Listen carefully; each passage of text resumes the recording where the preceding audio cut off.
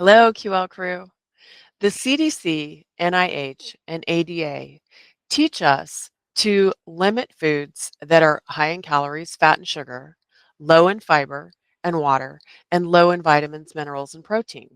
And that you will want to make half your plate non-starchy veggies, such as broccoli, lettuce, or peppers, and another quarter of your plate protein foods, such as chicken, lean meat, or fish. But this does not mean that it has to be boring. We've likely all heard these or similar guidelines for years from our doctors, particularly when we get our blood test results with some not quite right numbers.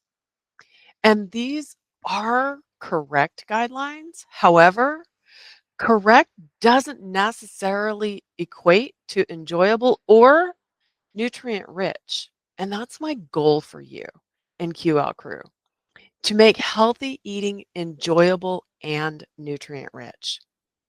American author and chef Julia Child said that people who love to eat are always the best people, and I quite agree. Food is more than a necessity, it is also how we celebrate with friends and family. It works its way into business meetings and holiday festivals. For some of us, the only time we sit down with family is over a meal. Now, many of us have tried to eat healthier over the years in myriad ways.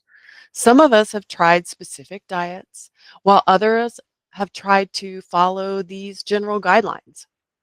What we haven't yet learned is how to make these guidelines fit our lives and make food enjoyable.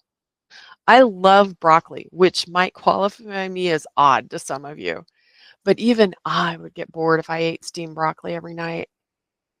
Julia Child's charm and humor made her a beloved cultural icon, inspiring generations to embrace cooking as both an art and a joy. And I want to help you discover the art and joy of healthy cooking. Like everything else we do in QL Crew, we'll start where we are with what we can do, and we'll build from there. We'll get into this in the next lesson on creating healthy meals.